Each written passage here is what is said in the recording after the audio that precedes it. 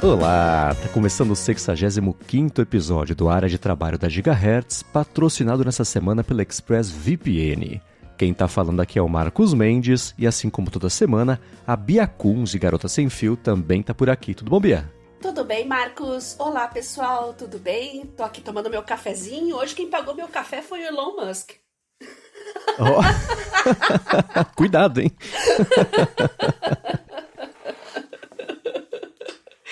Quando a gente vai entrar nesse assunto já o pessoal já vai entender. Uhum. Antes eu quero saber se você já se recuperou do susto que você levou com o lance todo dos NPCs. Não, eu tô marcando já psicólogo aqui, eu vou precisar de terapia. Bom, o que circulou no Twitter é aquele negócio, são sempre os piores, né? É a creme de la creme, claro, como se diz, né? Então eu fiquei bem chocada. Uhum. E não são só adolescentes com... adolescentes até releva, assim, bota aquela orelha de gatinho, fantasia de anime, essas coisas assim. Mas, gente, tem adulto, idoso... Eu ia falar assim, o pessoal se humilhando pra ganhar uns trocados. E pra quem não viu, o que tá acontecendo? Então, basicamente... Eu vou tentar explicar, porque eu nem explicar direito. Eu não consegui fazer isso na CBN, eu não acho que eu não vou conseguir explicar aqui no podcast o que é tal do NPC. NPC nos games são aqueles personagens que você não controla. Eles estão ali de coadjuvante e tal, participando, mas você não tem controle sobre eles. E basicamente a live de NPC no TikTok, as pessoas interagem com você mandando itens, presentes, e você tem que reagir a isso. Fala o nome delas, faz um comentário, ganhou uma florzinha, ganhou uma moedinha, ganhou não sei o quê. E você parece um boneco de ventríloco, assim, fazendo gestos repetitivos, assim, que é bem assustador. Então, tem muita gente ganhando um bom dinheiro com isso, né? O pessoal que tem muita audiência. Mas eu acho que, apesar dos pesares, isso é compreensível. O que não é compreensível é quem paga. Esse eu tenho. Beleza, o cara tá se sujeitando ali, o pessoal brinca. A humilhação é acordar às 5 da manhã, pegar o ônibus cheio, ganhar salário mínimo. Bem escroto falar esse tipo de coisa, né? Mas se você for pensar, o ser humano faz tudo por dinheiro, né? Agora, realmente, quem paga pra ver isso é que realmente esse me intriga mais. Esse é o que tá me fazendo ir buscar um psicólogo pra entender melhor o que tá acontecendo. Eu fiquei bem zoada da cabeça. Então, o dinheiro não vem só da veiculação, vem de quem tá assistindo dando umas gorjetas. Isso. E, em troca, pedindo pros NPCs interpretados fazerem coisas, é isso? É mais ou menos por aí, né? É quase um OnlyFans, mas sem a parte explícita, né? Dizem que o OnlyFans é assim também, né? O pessoal fica mandando dinheiro e pedindo pra fazer coisas, né? Então a ideia é mais ou menos essa, né? Né? Então, eu não sei, eu vi a reação das pessoas, foi a primeira vez que eu vi falarem sobre isso, acho que foi o Guedin comentando também e ficando tão perturbado quanto você ficou com a coisa Guedin toda. Agora o dinheiro do Elon Musk vai ser gasto tudo em psiquiatra. Mas eu não sei se é aquela coisa assim, né? Pela reação e a fama que isso tomou, eu vou chamar de problema. É um problema maior do que ele de fato é.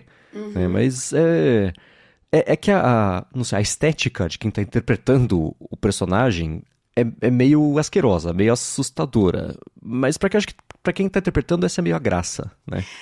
Mas como eu falei antes, Marcos, o que tá circulando fora do próprio TikTok, o pessoal comentando, criticando principalmente, são os mais bizarros. É bom, não são todos que fazem aquilo lá. Mas mesmo assim, por ser uma coisa superficial, e é uma coisa que vai cansar logo, na minha opinião. Eu acho que daqui a um tempo ninguém mais vai estar falando nisso, né? É a moda da semana, o mês, que seja, né? Mas exato. A gente já viu isso acontecer algumas vezes com outras coisas tão asquerosas quanto, né? Então, verdade. Não mas tá. E eu tô dizendo isso sem ter visto as asquerosas. Eu vi alguém, sei lá, café, um negócio tinha a ver com café. Fazia o cara repetir café 300 vezes lá e era só isso. Então, eu olhei e falei, tá, é isso, né? Depois de 3 semanas, sei lá, passou a novidade, vai ser só bem engraçado e pronto, né? Mas tá aí, vamos ver se você consegue superar isso. Enxugue as suas lágrimas, aparentemente, então, com o dinheiro que o Elon Musk tá te dando. Como é que é essa história? Então, começou a cair o dinheiro aí do programa de monetização dos criadores de conteúdo do Twitter, né? E pra minha Aham. surpresa veio mais do que eu tava imaginando, né? Por quê? Porque vocês sabem, eu não tô no Blue desde o comecinho, eu assinei um mês pra testar, aí pulei, depois que eu assinei, pra vocês terem ideia, eu paguei o terceiro mês só agora, né? E deu Uhum. uma quantia razoável, assim, se considerar que é uma rede que eu não tô usando tanto. Tem gente que fica no Twitter o dia inteiro postando coisas, né? Eu não posto tanta coisa assim.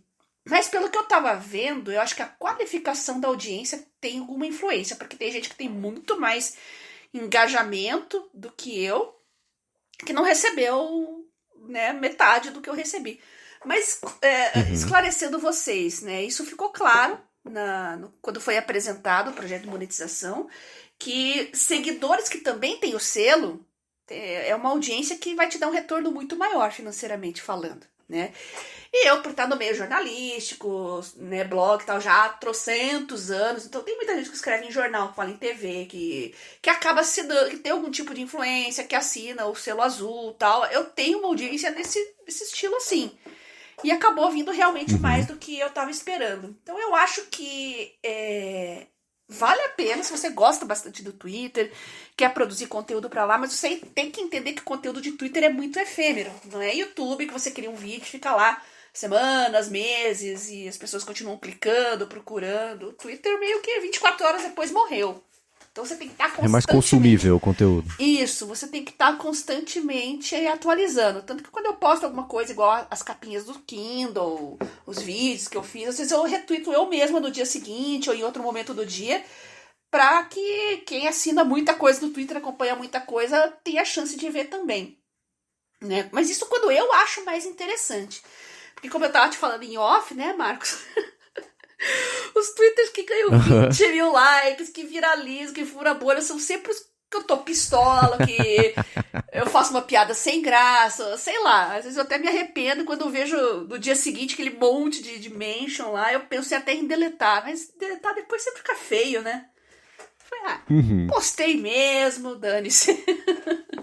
Hum. O É, pessoal é existe um pouco engraçado. o lance de que a espontaneidade gera melhores, eu É. vou chamar de conteúdos, apesar de Joy esse termo genérico assim.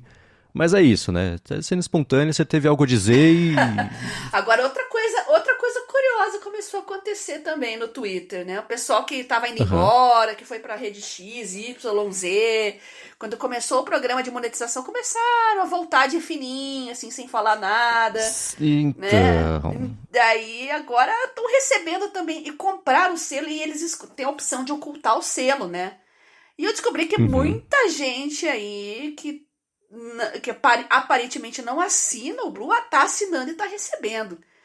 Então, Uhum. pô, pessoal, é hipocrisia, né? Qual é o problema? Eu pensei, você Então. lembra que eu Aí, falei pra você, Marco, na época que eu tava pensando em ocultar o selo? sim. Por quê? Eu falei assim, eu não tenho esse fetiche com selinho. Né? Eu tinha verificado já há muitos anos, desde o começo do Twitter, e eu falava, quero assinar para ter as outras funcionalidades, quero postar tweets longos, né? Não fazer tanta thread, postar vídeos maiores. Aí eu pensava assim, o pessoal vai falar que eu tô só por causa do selo, né? Aí eu pensei em tirar. Mas tirar é pior, porque daí você passa a mensagem, não, eu não tô assinando o Twitter, não, imagina dar dinheiro pro Elon Musk, não, não. Eu falei, dane-se, eu vou deixar esse selo aí, né? Mas agora o pessoal escondeu o selo pra ganhar dinheiro escondido. Isso pra mim é novidade. Era sonegação de pagamento de US$ 8, né? É, mas dá pra entender, né? Porque é tentadora a ideia e, sei lá, eu vou falar da minha experiência, das minhas impressões, né? Eu parei de usar o Uhum. Twitter porque é aquela coisa de, putz, voltou um monte, pôde voltar, né? Teve a permissão de voltar e reativar a conta um monte de gente que promove violência e, sabe, supremacia branca, aquele bando de nazista. E pra mim não rola. E eu saí, cada um, não tô assim, né? E você falando, pô, né, pingou aqui, né, tá começando a fazer. Pra mim, dá vontade de falar, putz, será que eu podia voltar e começar a botar umas coisinhas lá pra dar uns trocos no fim do mês? É claro que sim, né? Quem não gosta de ganhar Uhum. dinheiro, né? Uhum. Mas é mais por princípio mesmo, e de Uhum. novo, é a minha experiência, as minhas decisões, né? Eu concordo contigo. Como eu falei, o problema é o pessoal que pega o megafone, Exato, grita, né? berra, mas tá ali no sigilo ganhando um dinheirinho. Isso é hipocrisia mesmo, né? Mas como eu falei aqui outras vezes, o Twitter meio que funciona melhor com o meu estilo de vida, né? Uhum. Pessoas ruins, conteúdo questionável, tem todas as redes. Pra mim, o Instagram sempre foi muito mais tóxico. Eu recebia muita mensagem de Olha. É. assédio no Twitter, no Instagram, aquilo me incomodava muito, né? No Twitter, isso, raríssimo, raríssimo, né? Tinha no Uhum. começo também, quando as inbox eram abertas, né? Aparecia um nude ali não solicitado, eu levava aquele susto, né? Falei, quem é essa pessoa? Meu Deus do céu. Mas isso com o tempo foi melhorando, né? Então, Aham. e eu acho que para adolescentes, para meninas principalmente, que estão naquela questão da autopercepção da imagem, o excesso de filtros, o Instagram dá uma zoada um pouco na cabeça de muita gente e eu Uhum. gosto mais do Twitter, posso falar mais de tecnologia. O YouTube também, o pessoal gosta de monetizar, mas já expliquei, eu não tenho tempo, né? Você tem que preparar cenário, luz, acertar e gravar, enquadrar, aí erra, grava de novo. E toda a edição depois, que também é um baita trampo. Então, YouTube, Aham. eu não Sim, tenho é a tempo. maior parte do trabalho, né? Sim, eu não tenho tempo. O Twitter, eu tenho tempo, eu consigo conversar com as pessoas. Se bem que eu tenho que botar minhas mensagens, porque é sempre assim, quando viraliza um tweet, as mentions viram. Até eu desligar as mentions no dia seguinte, às vezes eu demoro para abrir o Twitter de novo. Não tô sempre lá, eu acesso poucas vezes por dia e fico pouco tempo, né? Aham. Aí eu meio que me perco nas mentions e não consigo responder todas as pessoas. Então eu já peço desculpas desde já, tá? Porque vira uma confusão aquilo lá. Uhum. Mas mesmo assim eu consigo responder as pessoas, vem muito feedback legal do podcast, consigo conversar em DM, alguns seguidores eu passo a seguir também, a gente conversa melhor na DM, que é mais controlável. Mas Aham. enfim, continuo com o Twitter, o Telegram, são duas redes ótimas e eu vou investir mais nas duas, assim, voltar a falar, escrever no meu canal também do Telegram, vou criar um canal de canetas também, um monte de gente sugeriu. Olha. Vou falar de canetas e tanto digitais como as analógicas, é bom que se explique, né? Aham. Eu quero focar mais nessas duas redes mesmo, é o que o meu tempo permite.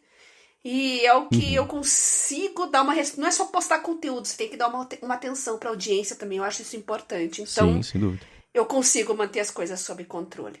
Boa. E aí tá aí, acho que a diferença é meio essa, né? Você, por exemplo, e eu entendo isso, eu sempre gostei muito mais de usar o Twitter do que as outras redes todas somadas, né? Quando eu participava do Loop Infinito, eu não ficava confortável em aparecer, em Uhum, chamar. Eu sei que não é assim pra todo mundo, mas a minha impressão é assim: olhem para mim e a desculpa é o que eu tenho a dizer. É o contrário do podcast, por exemplo, que assim, é o que eu tenho a dizer e é só isso, né? Então, uhum, eu fico mais confortável assim, e nesse modelo o Twitter funcionava melhor pra mim porque ele não era sobre mim, era sobre o que eu achava, sobre o que eu pensava, os links que eu uhum. compartilhava, né? Não tô tentando chamar atenção. É uma diferença tênue, eu acho, mas eu acho que ela tá lá, né? E pra quem a parte do verificado, você falou, isso nunca me seduziu, né?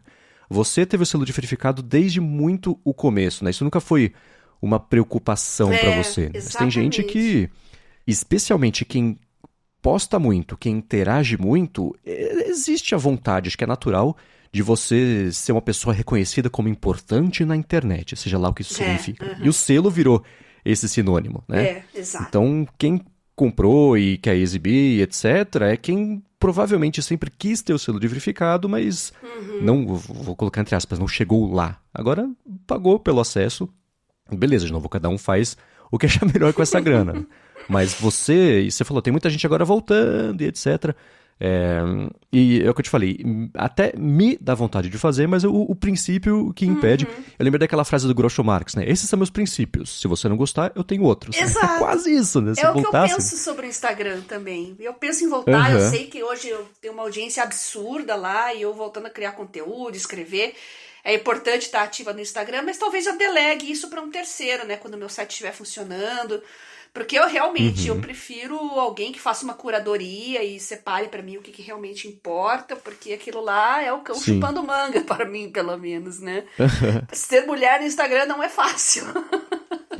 Posso em qualquer lugar, não deve ser fácil. Né? Mas eu não sei porque o Instagram Instagram, mas acho que por ser uma rede visual, foto, Sim. negócio de stories e reels, e que eu nunca nem usei aquilo lá, porque acho que devo ter usado 1 ou 2 vezes, não gostei, mas não descarto totalmente. Se for interessante para produzir mais conteúdo, volto sim, mas também tem a questão do tempo, eu coloco uma terceira pessoa para cuidar lá para mim. Eu quero criar conteúdo de estudos, né? Pessoas que querem usar tecnologia para estudar, eu tenho esse Legal. plano. Eu sei que não vai dar para deixar o Instagram de lado nesse sentido, porque tem uma comunidade grande de estudantes e pessoas que estudam Sim. também para concurso, idiomas e pós-graduação, graduação, vestibular. E o grosso tá tudo lá. Mas eu penso em terceirizar, porque tem o tempo também. Realmente eu não tenho tempo para estar em todas as redes sociais o dia inteiro, gente. É difícil. Mas que bom que tá rolando bem pra você o lance da monetização. E do lado do Twitter, né? Tudo bem que assim, né? Sei lá, eles têm 15% de funcionários do que tinham antes dessa mudança toda, então não dá pra saber exatamente até onde Pois é. a estrutura tá preparada pra dar suporte a isso. Mas se a gente fosse o Twitter, né? Claro que a gente ia querer promover e incentivar muito mais a criação de coisas originais do que desse bando de conta que sai caçando meme web afora e só posta como uma mangueira louca de memes, né? Mas o Twitter tem uma comunidade interessante médico-científica, sabe? Eu acho que é muito Sim, também sim. por onde você anda, porque aparece pra você muito de onde você anda, né? Então, tirando aqueles casos excepcionais que furam a bolha e aparecem lá pra você, eu me atenho às minhas listas, que eu já falei aqui também. E às vezes eu topo com pessoas ali que é recomendado. Falei, poxa, esse cara, nossa, ele fez um paper sobre oncogenética muito legal, vou seguir ele. E tem muitos cientistas que fazem curadoria de paper, de conteúdo, publicam um paper novo que saía e eles comentam o que tá naquele paper. Para mim isso é fabuloso, fenomenal. Eu tô indo para essa área também de comunicação científica. Eu conversei contigo em off já sobre isso também, né? Especialmente da parte de terapias, imunoterapias é uma área que me interessa muito, né? Para onco, para reumatologia, imunobiológicos. Eu gosto muito desse assunto, estou estudando muito imunologia, tumoral. E eu não encontro essas pessoas em outro ambiente que não é o Twitter. Elas estão ali postando papers continuamente e comentando. Isso que é o mais legal. Então, tudo isso torna o Twitter para mim uma rede muito importante. Não faz sentido eu simplesmente ir embora de lá e ir para um outro lugar, porque as pessoas que eu quero teriam que ir também. Né? Então, é difícil quando você tá quase 20 anos numa rede social e e tendo sido a única que você investiu ainda por cima, né? Então, tão ajeitadinhas as listas, as pessoas por assunto. E como é que você vai deixar isso, gente?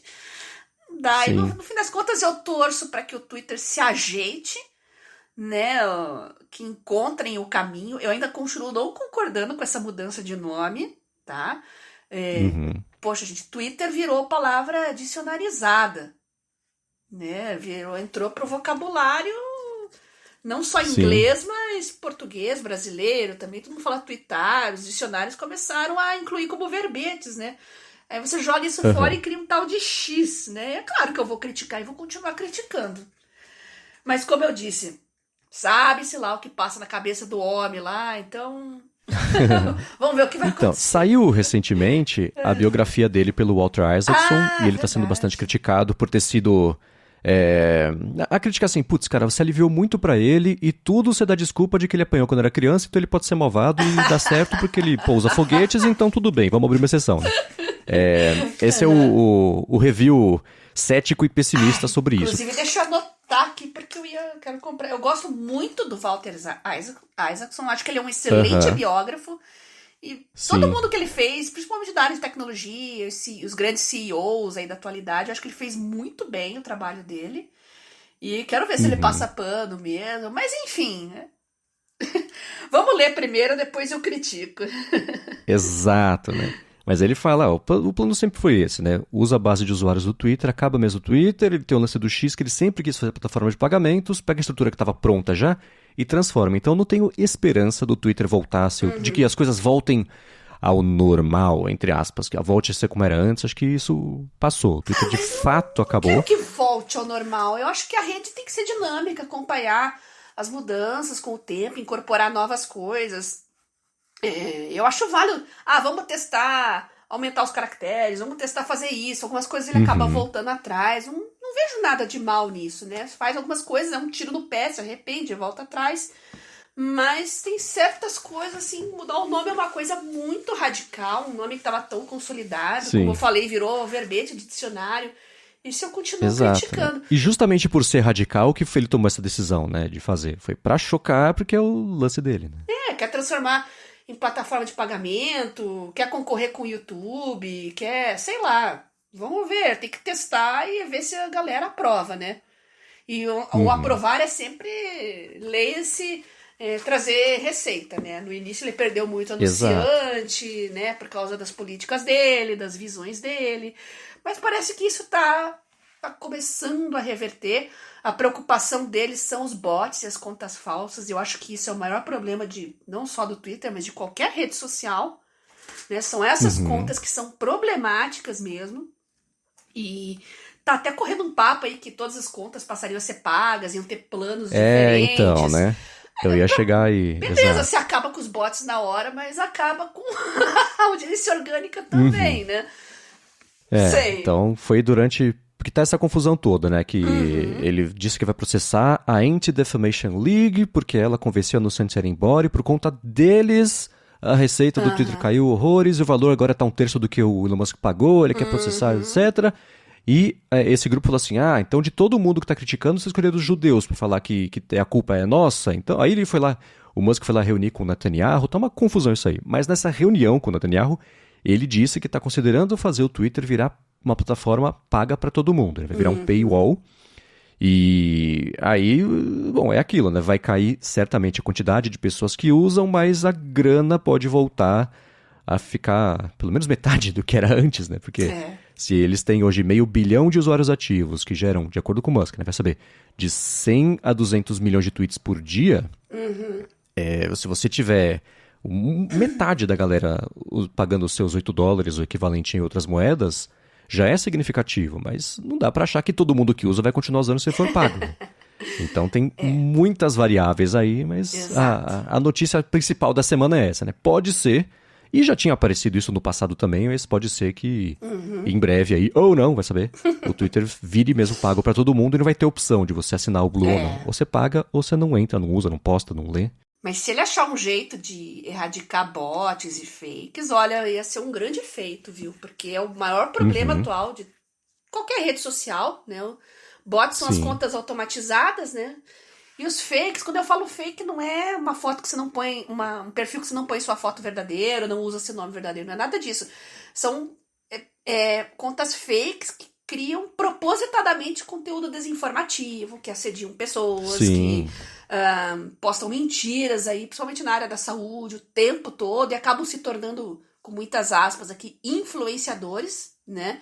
E, como eu disse, isso tem em todas as redes sociais e é uma praga que realmente precisa se achar um jeito de combater. Totalmente, E ainda mais entrando, por exemplo, a geração de conteúdo por inteligência generativa, etc. Né? Eu sei que existe já uma conversa bem séria e um medo do caos que pode ser a eleição americana com esse advento das IAs que você bota lá para trabalhar e vai se comportar feito um ser humano, começar a postar coisa por aí.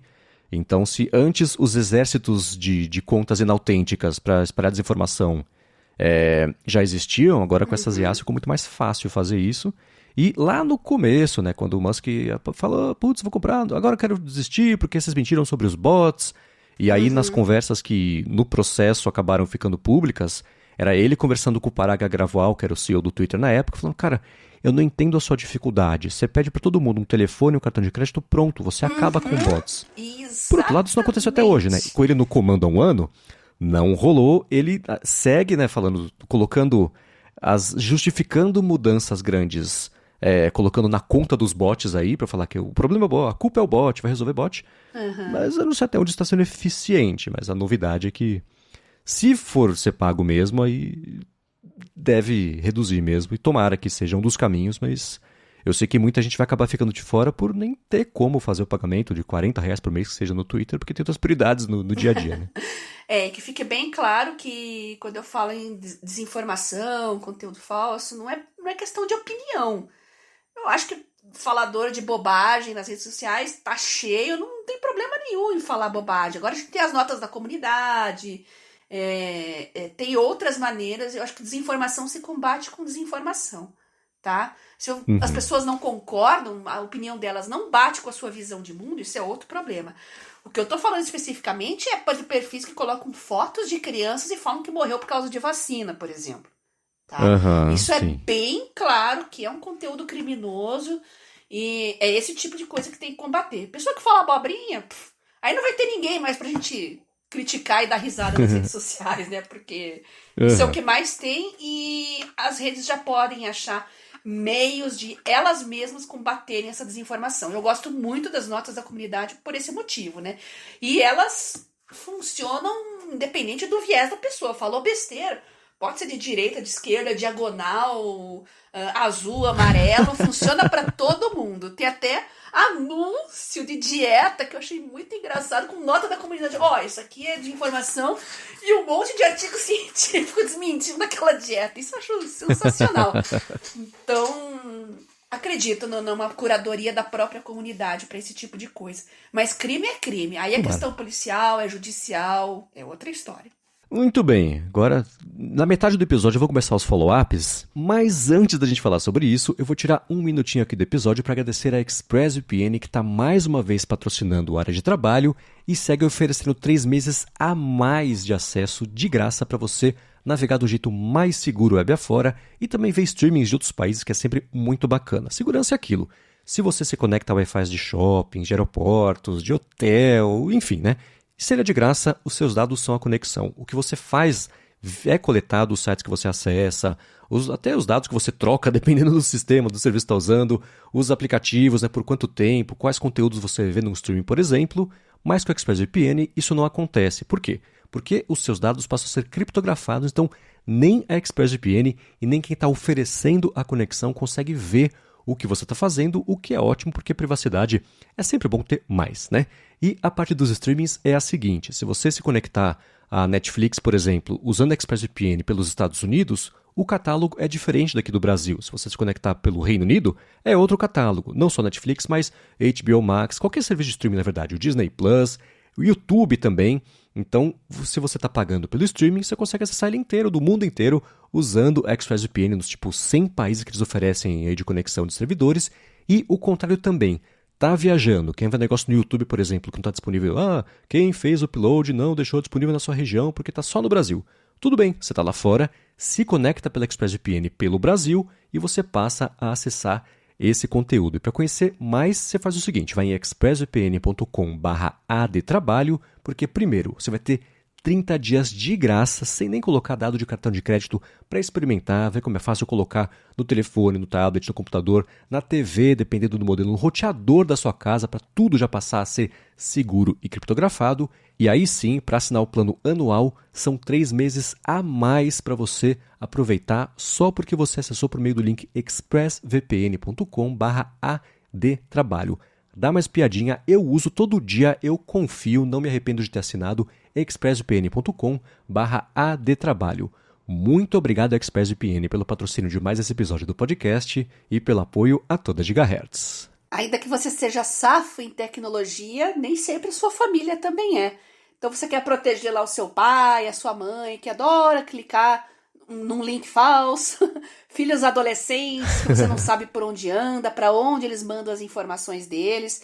Então, como o Marcos disse, pode colocar ali no roteador da sua casa ou nos dispositivos que eles usam para todo mundo navegar com mais segurança. A gente recomenda, aproveitem essa oportunidade para conhecer o ExpressVPN já com um descontinho. Muito obrigado e vamos lá. Follow-ups, a gente falou sobre sono algumas vezes e o Kotlinski comentou que ele sempre escuta a gente e o resto do mundo. Opa! Ele disse, falando sobre a função Smart Wake Up ou similares, né, que você verifica se você está na fase mais leve do sono para te despertar. E ele falou que fica espantado como isso não funciona para ele. Ele falou, será que eu estou dormindo errado?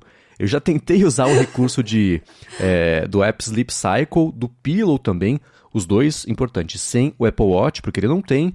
e recentemente com a Mi Band 7 dele. Ele falou que é acordado sempre no primeiro minuto que esse recurso entra em ação. Então, se o tempo do Smart Wake é 30 minutos antes do alarme, ele sempre acorda o Kotlinski 30 minutos antes e assim por diante. Ele falou que desistiu dessa função, porque como aparentemente ele está sempre no sono leve, ele acaba perdendo tempo de sono e acorda frustrado ainda por ter dormido menos. E aí? Pois é, será que você dorme um sono bem pesado? Pode ser, não sei dizer, eu acho que você teria que fazer uma avaliação. Não descarte também uma avaliação médica se você está monitorando isso, porque tem problemas, ou de insônia, ou a qualidade do seu sono não está do jeito que você quer, talvez valha a pena procurar uma ajuda profissional. Mas também pode ser que o seu sono mais profundo seja na parte da manhã e você acaba tendo que acordar no momento que a pulseira ou o seu aplicativo toca. De repente, seja questão de regular o horário que você vai para a cama, dormir um pouco mais cedo. Não sei, mas hoje comigo, por exemplo, eu coloquei para tocar 8h15 e ele vibrou um pouquinho antes, uns 2 ou 3 minutos antes, porque meu gato subiu em cima de mim e resolveu me acordar primeiro, aí a pulseira percebeu que eu acordei. Então ela vibrou um pouquinho antes, porque eu já estava meio acordando, me mexendo, então o sisteminha ali já detectou isso. Uhum. Mas é sempre nos arredores ali do horário que eu coloco para acordar e muitas vezes, como eu falei, né, eu já tô com sono tão... meu relógio biológico tão ajeitado que começa a clarear o dia assim, eu já começo a despertar. Então é natural eu acordar antes do horário determinado. Mas é difícil dizer. No caso dele, eu acho que assim, tem uma questão que como ele usa só no telefone, tentou também com a Mi Band 7 dele, eu não sei como é que são os sensores da Mi Band. Eu sei que se você tiver os sensores no seu corpo, a análise vai ser muito mais precisa do que com o telefone do lado da cama ali, como é o caso do Pillow, por exemplo, que ele faz. E aí o que ele tem para medir? Barulho, se você estiver fazendo barulho, roncando, coisa assim, ou quanto você se move na cama, né? Não tem como medir a sua frequência cardíaca. Ou andando em cima da cama. Tem que pensar nisso, né? O aspecto felino também entra nessa conta. Mas pode ser que com relógio seja um pouco diferente. E tem, por exemplo, né, eu sei que o aplicativo AutoSleep, ele tem, eu acho, a função também de te acordar no intervalo lá, para você acordar no sono mais leve. E ele próprio deixa você ajustar, você usa 1, 2, 3 dias, uma semana, um mês, e ele vai dando o diagnóstico. Ó, você dormiu bem, dormiu mal, seu sono mais pesado foi aqui, aqui. Quem vai acompanhando isso todo dia, começa, autopercepção, né? Você começa a bater a sua percepção de sono com o gráfico, fala, putz, não, eu dormi melhor do que o gráfico diz, etc. Então, o AutoSleep, ele tem uns ajustes. Você fala assim, putz, ajusta a sensibilidade. E aí, ele deixa você escolher de uma série de outros gráficos interpretando os mesmos dados, fala, putz, é mais próximo desse aqui. Aí, ele usa esse ajuste de algoritmo para os sonos seguintes, né? Certo. Então, isso para dizer o quê? Os aplicativos que permitem que você faça esse ajuste da sua percepção, você vai ter um resultado mais próximo do que funciona para você, né? Versus uma coisa mais abrangente, ainda mais não estando usando um relógio e usando o telefone. E eu não sei, de novo, como é que são os sensores da Mi Band 7. Os aplicativos estão disponíveis para Mi Band 7 fazem isso direito, mas para assim, não deixar ele na mão em relação ao que fazer, a solução é assim, putz, compra um relógio? Não estamos ajudando em nada a isso, né? Mas eu acho que nesse caso talvez valha investir mais em ajustar os seus... dormir sempre na mesma hora, o mais próximo possível da mesma hora, acordar sempre também o mais próximo possível da mesma hora, que você consegue planejar a sua noite de sono e aí você vai entendendo se, putz, eu preciso dormir 7 horas e 15, 7 horas e meia, 8 horas, 6 horas e meia já é suficiente, e botar o alarme a partir daí. Ao invés do alarme ser inteligente, fazer o sono inteiro ser inteligente e mais planejado mesmo, pode ajudar a não sempre despertar, falar, não acredito que eu já tenho que acordar, não dormi nada. Tá aí, perfeita dica, exatamente isso. Kotlinski, a dica é essa. Caso você mude os seus horários e perceba alguma diferença, manda o feedback de novo pra gente, tá bom? Muito bem, e seguindo com os follow-ups, temos um follow-up seu, né, Bia? Que a gente fez episódio na semana passada sobre listas, etc. O pessoal, como sempre, curtiu bastante. Obrigado para todo mundo que mandou comentários. E você queria fazer uma menção honrosa. Você não gosta do TikTok, mas você gosta do TikTok, é isso? Exatamente. O TikTok é um aplicativo já muito muito antigo, ele é só para iOS. Eu usei ele quando eu tinha iOS e eu vi que ele tá na ativa, tá super bem. Olhei alguns prints, fui na página deles, né? Eu sigo a página deles no Twitter também. E olha, ele tá muito legal, viu? Vale a pena. Aplicativos antigos, assim, que já estão mais consolidados no mercado, é sempre interessante porque já estão bem maduros em termos de funcionalidade, então vale sempre a pena dar uma conferida. E fica aqui a menção honrosa, né? Já que eu não mencionei semana passada, eu menciono hoje. Vale a pena, sim, experimentar, testar. Quem não conhece, vale a pena conhecer. Não, e ele é bacana porque agora com as últimas atualizações do iOS, ali com os widgets, você consegue dar um check nas suas tarefas direto no widget. Isso é muito legal e muito produtivo também, né? Você não precisa ficar abrindo toda hora o aplicativo ali, você já, beleza, fechei, quero só dar baixa ali que eu terminei essa tarefa e maravilha, o widget é tudo de bom. Seja em Android, seja em iOS, explorem essas possibilidades de widgets, tá? E no caso do iOS, nessa semana finalmente saiu o iOS 17 com finalmente widgets interativos. Que eu sei que Não é uma vou coisa zoar, que do Android já tinha, pra quem tem jailbreak já tinha, agora pra quem tem o iOS sem jailbreak vai ter também, já tem, né? Dá pra instalar. E como era o meu caso, eu tive paciência pra jailbreak quando, sei lá, no iPhone primeiro que precisava disso, no segundo porque eu já fazia o primeiro, aí depois não, né? Mas agora finalmente chegaram os widgets interativos e o TickTick, por exemplo, você comentou, né? Eles têm lá a opção de você já marcar direto nele o que você já cumpriu. O widget do aplicativo de lista ou de tarefas, né? Sim. Nativo, lembretes, nativo do iOS também tem isso, é o que eu tenho usado.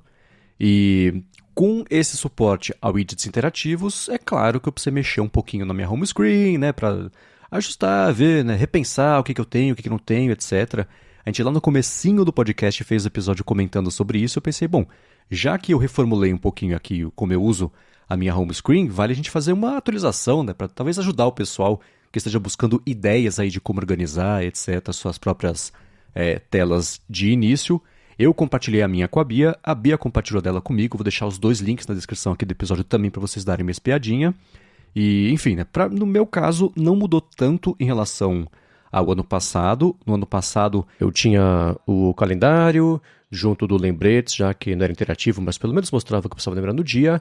E tinha também o aplicativo Timery, que é o que eu usava antes para fazer controle de tempo. E agora eu estou usando o Timing App, que era patrocinador aqui do podcast, patrocina a Gigahertz, que faz tudo sozinho, uma maravilha. Tem link na descrição para quem quiser. Não é patrocínio, mas ainda assim é o que eu estou usando, né? Legal. E tirei o timer para o que eu estou usando agora, o Timing, e coloquei o widget, o principal, que é a novidade para mim, dessa semana, é o widget do Overcast. Porque ainda tem os ajustes primeiro de possibilidade de cores, né? Na hora que vocês olharem para minha home screen, você vai ver um laranja gritando ali na nossa cara com a minha home screen quase toda preta. Mas a possibilidade de já dar play ou pause no que eu estava escutando por último, sem ter que abrir o aplicativo, é um adianto, é um toque a menos na tela que eu dou numa coisa que eu faço o dia inteiro. Então, tá me trazendo bastante benefício. E de resto, o widget maiorzão que eu tenho usado desde o começo, na verdade, que eu migrei para esse tipo de home screen, é o de calendário, com os meus compromissos de hoje e de amanhã, os que cabem ali que ocupa metade já da tela. O widget de lembretes está sendo ótimo marcar direto ali o que eu faço sem ter que abrir o aplicativo também. E como eu estou usando o widget do Overcast direto na home screen, eu tirei o aplicativo, o ícone mesmo do Overcast, a minha barra de baixo ali, que é a primeira vez em, sei lá, quase 10 anos que ele sai da minha barra de tarefas ali, porque não precisa, né? Já tenho o atalho, então embaixo eu tenho o Mastodon por meio lá do Ivory, o aplicativo de mensagens e o Safari.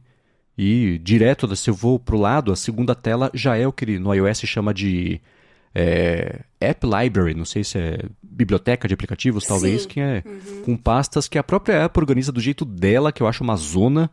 Então o meu uso do iPhone ainda ou o que eu preciso usar tá na home screen, que é 90% dos aplicativos que eu uso ao longo do dia, né, no dia normal, ou então eu arrasto para baixo para aparecer ali o Spotlight e eu procuro pelo aplicativo que eu quero com a busca, mesmo digito, e já acho e, enfim... eu migrei um pouquinho do ano passado para esse, acho que eu reduzi um pouco mais ainda a quantidade de coisas que eu tenho para dar saída para aplicativos direto na home screen e tem funcionado e eu tô achando ótimo. Uma coisa que eu não tô usando mais, e a gente fez o episódio inteiro dedicado a focos, lembra que, Sim. putz, de tal a tal hora, entra automático, tira a notificação, aí depois às 8 da noite, sei lá, que é a hora que já tem que ter caído a caneta, vai pro meu foco pessoal. Eu parei de usar isso tudo, deixo direto sempre nesse que era o foco de trabalho, porque eu tava fazendo mais malabarismo ligando e desligando quando eu ligava ou desligava automaticamente. E eu falei, não, quer saber? Não quero ter que administrar mais isso no dia a dia. Eu tô Então eu tô pensando usando em só tirar o que também. costumava ser o foco de trabalho. E o meu Todo dia tem uma exceção, né? O meu é geolocalizado, ainda isso vai uma bateria. Eu falo, o custo de bateria não vale a pena, né? Sim, é. E no seu caso, Bia? Comenta a sua tela de início. Então, eu não sou de ficar fazendo grandes mudanças. Desde que eu troquei de smartphone, eu coloquei esse tema aí e deixei ele. Eu acho que combina, né? Porque o meu aparelho é na cor verde, que eu gosto muito. Não sei como é que é o nome desse verde, eu já esqueci. É aquele verde mais musgo, né? Que eu gosto bastante. Eu tenho uma Eu ia falar capinha musgo. verde também. Então eu faço um tema combinando com a cor do aparelho. Os ícones também são todos da própria Samsung, tá? Eu tenho algumas coisas da loja de temas e de ícones e tal, mas esses são da própria Samsung, combinou, ficou bem, e eu coloco simplesmente as coisas que eu preciso, às vezes, acessar rápido, e principalmente quando eu tô em pé, andando. Então tem a carteira do Google ali, que eu embarco no aeroporto, né? Às vezes eu preciso pegar o QR Code ali da passagem para poder embarcar, então eu já abro rapidinho. O Pocket Casts também, às vezes eu tô ouvindo podcast caminhando, fazendo exercício, então preciso ter um atalho fácil ali, né? Todoist para dar baixa, adicionar tarefas, mas eu tenho o widget dele também, que eu costumo interagir, né? Essa tela principal é a principal porque é a primeira, mas eu tenho uma outra que eu acho que eu já mostrei, que não tem nada demais, é só o calendário e o Todoist, são 2 widgets. Nada mais, nada menos que isso, que eu dou aquela olhada rápida, eu já sei os compromissos do dia, já sei as tarefas do dia, em poucos segundos, né? Galeria, né? Toda hora você precisa acessar, às vezes, alguma coisa ali. E na parte de baixo, telefone, que eu não uso tanto, mas para uma emergência, às vezes, precisa ficar fácil ali, né? Que mais? O Samsung Notes, esse eu uso o tempo todo, né? Preciso fazer anotações, então tem widget, tem atalho, a janela Edge, que é aquela que desliza na lateral, tá ali também. E quando eu saco a caneta, já abre também um menu flutuante ali, né? Câmera e pasta de arquivos, porque eu também preciso compartilhar arquivos com uma frequência alta. Então, é o que eu realmente preciso em situações que não tá tão prático ficar procurando ícone. Como eu falei, tô em pé, tô andando. Então eu priorizo esse tipo de situação para colocar os atalhos ali, tá? Não é necessariamente o que eu mais uso. Eu uso muito WhatsApp, eu uso muito Telegram, eu uso muito Twitter, nem aparece ali, né? Porque não são emergências, digamos assim, né? Então, né? E são tentações de fim de produtividade, deixar esses aí à vista e de fácil acesso, né? Exatamente. Então tem isso. Exato, né? Eu, quando comecei a ficar desconfortável com saber que eu estava usando muito o Instagram, por exemplo, e falei, putz, só o tempo que eu estou desperdiçando, que podia investir em outra coisa, aprender uma coisa nova, essas piras que a gente tem de vez em quando. O que eu fiz? Eu configurei lá no iOS para ele não sugerir o Instagram quando você arrasta para baixo, no Spotlight, tem ali as sugestões da Siri. Não sugerir ali e não aparecer Instagram quando eu digitar e procurar. Eu tenho que ir achar na pasta lá de redes, etc., que está escondida na segunda tela. Então, eu aumentei um pouquinho esse atrito para chegar lá. O que aconteceu? Eu passei a usar menos, né? Então, para quem estiver sentindo essa vontade, putz, cara, eu tô passando muito tempo aqui, que seja no Instagram, no Twitter, no WhatsApp, mas, vou abrir só mais uma vez. Tira da home. Você vai ver só que já vai cair um pouquinho a quantidade de vezes que você abre, porque não fica não é aquela tentação visual cada vez que você olha pro seu telefone, né? Então, joga pra segunda tela já é um adianto, né? Tira da home, já ajuda bastante a fazer isso. E uma coisa que me impressionou, Bia, é como a fonte é pequena, especialmente Ali você tem Curitiba, né? O índice de UV, Isso dá pra umidade, aumentar. né, etc. Isso dá pra aumentar. Então, Eu ia deixa perguntar, é o Galaxy Note, né, que você tem? esse é o S22 Ultra, que o Note morreu. Esse Note não existe mais. Então, eu acho que o último foi o 20, Note 20. Ai, me corrijam se eu estiver errado. Mas todos os Ultras têm a caneta, né? Então, eu uso muito a caneta, isso também é indispensável. E eu tenho atalhos para caneta também, não aparecem aí na home screen, mas é só sacar a caneta que você já... Eu tenho a calculadora, por exemplo, tem uma calculadora que você faz a conta escrevendo e não digitando os números, né? Tem o Samsung Notes, que toda hora legal eu tô isso, usando ali. Isso é bem legal. E outros ali que eu não me lembro agora, mas que são coisas que eu costumo usar com a caneta. Nossa, eu gostei bem dessa ideia de você fazer as contas, usar a calculadora rabiscando, porque acho que você se conecta melhor com o processo mental de fazer os cálculos ali. Gostei, bacana, divertido. Peraí, o nome dela é MyScript Calculator. Essa é a versão paga, que ela tem umas funcionalidades a mais. Tem a gratuita e tem a paga. Se você gostar a gratuita já quebra um galhão. Porque a paga tem... Bom, eu faço muito cálculo, né? Exigência dos meus estudos. E ele mantém um histórico, né, de todas as operações que eu fiz. Então, acho que é por esse motivo que eu peguei a versão paga. Eu acho que a gratuita é suportada por anúncios, alguma coisa assim. Eu realmente não me lembro, mas eu uso há muitos e muitos anos essa calculadorinha aí. MyScript. Bem legal. Bom, pra quem tá escutando, mandem pra gente também as suas home screens, suas telas de início, a gente quer saber como é que vocês organizam. Vão lá, gigahertz.fm/feedback, é sempre divertido ver os jeitos inexplicáveis que as pessoas organizam suas telas, assim como os nossos devem ser inexplicáveis pra muita gente também. É sempre divertido ver essas diferenças de hábito, né? Pra cada um a lógica é diferente, né? Faz lógica pra você, pode não fazer lógico pra outra pessoa, né? Exato. Mas vale a pena compartilhar porque sempre inspira outros usuários também. Exatamente.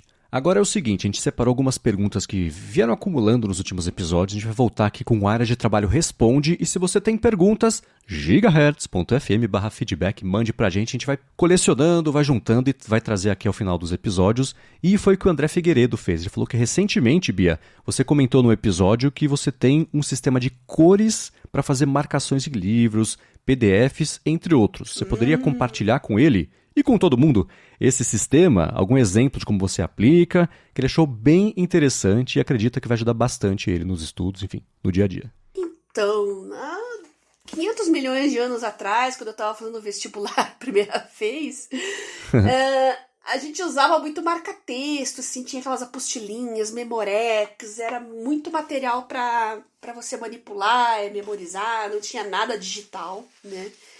Então, eu usava 4 cores básicas de marca-texto para agilizar o que eu precisava saber que era realmente importante, de coisas que eu precisava decorar, decoreba mesmo, de coisas que eu precisava referenciar depois. Então, quando eu faço meus resumos e anotações, eu uso sempre o amarelo e o rosa para as coisas importantes como uma estrutura de hierarquia. Então, por exemplo, se eu vou... Uma determinada molécula tem tantas funcionalidades que para mim são importantes, eu marco elas de amarelo e o nome da molécula em si eu marco de rosa. Por quê? Porque é o tópico, o nome do tópico é rosa e os subtópicos ali importantes ficam no amarelinho. Aquele amarelinho neon, são marca-textos, né? Então... São as 2 cores que eu uso o tempo todo. Vou até mandar uma foto. Eu tenho um marca-texto bem engraçado aqui que eu uso o tempo todo e ele já tem as 2 cores e um marca-texto só. Vou mandar a fotinho aqui para vocês darem uma conferida. Então é sempre o rosa e o amarelo. O verde entra... E eu tenho as respectivas cores no digital aqui também, tá? Você vai usar a leitura de PDF, marcação. Eu uso essas mesmas cores, tá? O verde é para alguma coisa que eu não entendi ou que eu vou ter que pesquisar mais informações depois. Coisas que eu tenho dúvida, enfim, coisas que eu vou pesquisar outros materiais, eu preciso de um feedback que às vezes eu não tenho tempo ali no momento que eu estou engajada na leitura, mas que mais tarde eu vou querer pesquisar. Então eu marco de verde. Então Por que que isso é fácil? Porque depois, quando você leu já um monte de materiais, você fica folheando e de repente dá de cara com uma coisa verde ali, você, opa, isso aqui eu fiquei de procurar depois, né? Então Aham. não precisa ficar anotando tudo que você quer pesquisar depois. Você vai ali só pelas cores e já localiza, né? Dá para usar aquelas bandeirinhas. Se você está usando o livro físico, use o verde também. Eu uso a bandeirinha física para coisas que eu tenho dúvida. Então, vou chegar lá no professor, perguntar, puxa, o que que era que eu não tinha entendido que eu ia perguntar para ele? Então, no livro, tá aquela página com a bandeirinha verde. Então, o verde, para mim, Uhum. me dá um gatilho mental ali, que eu já sei que é coisas de material de referência, de dúvida e de pesquisa extra, né? E a última cor é o laranja, que eu praticamente não uso mais e que era coisas para decoreba mesmo, né? Uma época eu tinha que decorar muita fórmula, hoje em dia não se decora mais, né? Mas, sei lá, você precisa decorar a constante de Avogadro, por exemplo. Aí eu pintava de laranja porque eu tinha que decorar aquele número.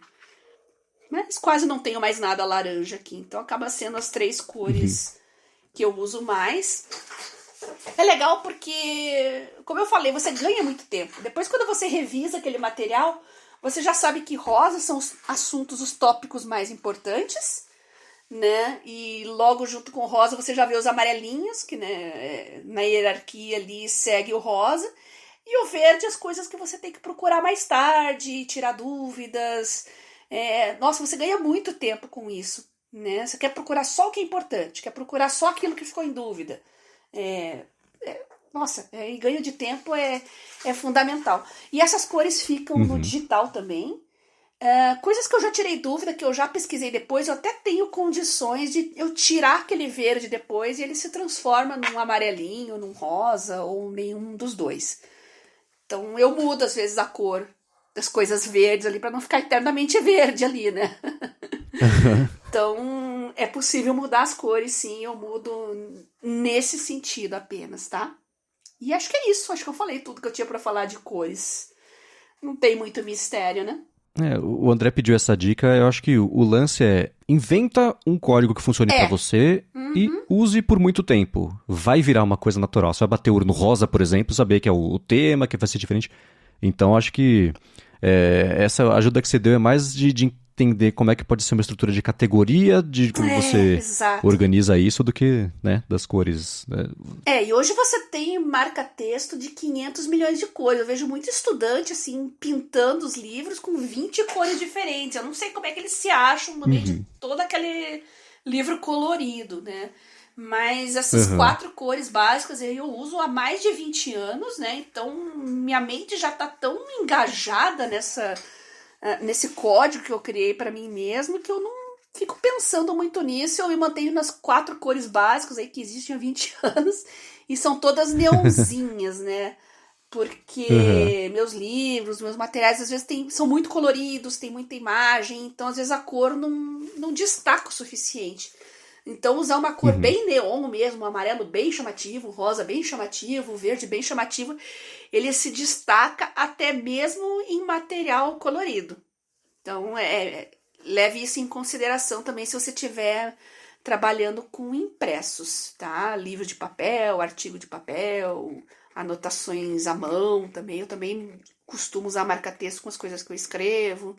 Então tem que ter isso em mente, tá? Beleza. Bom, seguindo, o Diógenes falou o seguinte: sobre o Ulisses, que não está patrocinando esse episódio, mas é patrocinador aqui do Área de Trabalho, e ele falou que aplicativos semelhantes também, que funcionam melhor no sistema Apple. O Diógenes comentou que a dificuldade dele é não conseguir encontrar ou pesquisar a nota quando está num PC ou no outro local, como no trabalho. Ele perguntou se tem algum jeito de acessar as notas estando num PC, porque é isso o que mais impede ele de usar o aplicativo. E eu já vou dar a resposta no caso do Ulisses. Não. Eles não têm, por exemplo, uma plataforma web que te deixa acessar os arquivos, etc. São sempre backups que eles ficam locais ou você sincroniza no Dropbox também, mas é mais o índice do que o conteúdo, né? Então, o que ele poderia tentar fazer, que eu sei que vai ser um trabalho danado, não é a solução, mas, sei lá, é um jeito, né? Como o Ulisses tem suporte a você publicar os textos no Medium, no WordPress, etc., ele poderia criar um blog privado e fazer upload desses textos sempre que ele terminar, para isso ficar ali acessível para ele, mas acho que é uma volta gigantesca para um benefício, um retorno menor, né? Então, não sei, nesse caso aí talvez valha mais a pena ir atrás de um sistema de notas tipo o Evernote, que oferece aplicativos e plataforma web para ser agnóstico aí de sistemas, etc. Bom, e para concluir aqui do episódio de hoje, o Silas Monteiro falou que é professor universitário aposentado, tem 61 anos e cada vez mais está usando a estrutura do iOS e macOS para coleta e registro de dados de saúde que ele compartilha com o geriatra dele. Ele comentou que o que ele mais sente falta é um lugar para registrar resultados de exames. Então, no Saúde, por exemplo, diz que ele pode receber essas informações do médico, ela pela aba Documentos Clínicos, como arquivos CDAs, e perguntou, é isso mesmo? Isso funciona no Brasil? Já respondo, não, o que é uma pena.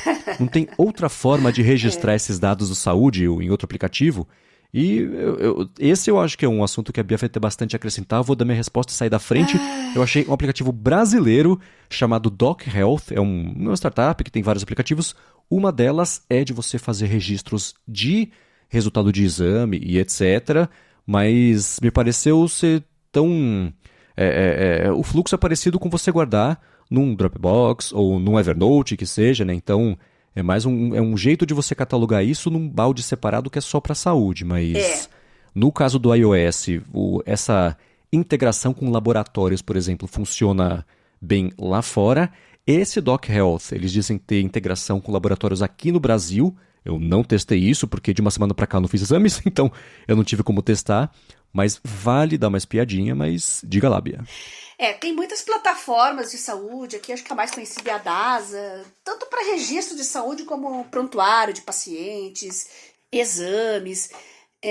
Só que a questão legal para documentos médicos é muito complicada, né? Tem a lei geral, não só a parte de proteção de dados, mas o compartilhamento é mais restrito mesmo, porque tem um nível maior de segurança nesse tipo de informação. Mas eu acho que a melhor solução é criar o seu próprio repositório de exames, que é o que eu faço também. O Marcos sugeriu e é por aí mesmo. Eu tenho uma pasta no Evernote chamada Prontuário Médico, e lá tem exame de imagem, exame de sangue, tem tudo. Cada tipo de exame é uma nota diferente e aí eu compartilho só aquele caderno só com a pessoa que eu quero compartilhar. Se eu não quiser compartilhar só cada exame, né? Eu posso compartilhar o caderno inteiro também. Então eu tenho mais flexibilidade nesse sentido de eu mesma compartilhar e eu ter o meu próprio controle sobre as coisas. E os exames, a maior parte está em PDF por questões de... O laboratório entrega assim para imprimir, né? Para fins de impressão. Então, se você tiver um sistema que leia bem em PDF, né? Que busque coisas dentro do PDF, tá perfeito. Eu quero só achar todos os exames que eu fiz que analisassem creatina, por exemplo. Você vai lá, eu vou na busca do Evernote, escrevo creatina, dentro da pasta do prontuário médico, ele já me retorna todos os exames de creatina que eu fiz ao longo dos anos. Então... Para mim, pelo menos, esse é o meu sistema e acho que para o seu caso funcionaria bem também, viu? Não só com o Evernote, mas o Dropbox também, ler dentro de PDF, entre outros. OneNote, Notion, tem várias soluções aí. Muito bem, se você quiser encontrar os links do que a gente comentou ao longo do episódio, vai em gigahertz.fm/adtrabalho/65 ou dá mais piada nas notas do episódio. Sigam mandando feedbacks, perguntas, gigahertz.fm/feedback, que a gente segue coletando e vai seguir trazendo também nos próximos episódios. Obrigado a ExpressVPN pelo patrocínio do episódio de hoje, a vocês que deixam reviews, avaliações que recomendam o Área de Trabalho e a você, Bia, por nos ajudar a cada episódio a ter uma vida cada vez mais produtiva. Eu que agradeço você, Marcos, pelo convite para participar desse projeto, nossos ouvintes sempre mandando feedbacks maravilhosos e os nossos patrocinadores que viabilizam ele. E você pode mandar também sua sugestão de pauta, pode mandar seu feedback, o seu print da sua área de trabalho, da sua home screen, pode sugerir seu aplicativo de listas favorito, a gente recomenda aqui para todo mundo. Então entre em contato comigo no meu Telegram, @BiaCunze, ou então no meu Twitter, @GarotaSemFio. E tem a página do próprio podcast, que é gigahertz.fm/feedback. E lá você pode mandar os feedbacks diretamente a partir dos episódios. Muito bem, para me achar, eu sou MVC Mendes lá no Mastodon, no Instagram também e no Threads. Apresento por aqui o A Fonte toda segunda-feira com Felipe Espósito, com a Presneto, que a gente brinca, o Área de Transferência toda sexta-feira com Gustavo Faria, nosso querido Cocatec, com Guilherme Rambo e Bruno Casemiro. Apresento também lá na Lura o Hipsters Fora de Controle, que sai toda sexta-feira sobre inteligência artificial aplicada, e escrevo todo sábado para o Mac Magazine. Muito obrigado mais uma vez pela audiência de vocês. A gente volta na quarta que vem. Beijoca sem fio a todos e até semana que vem.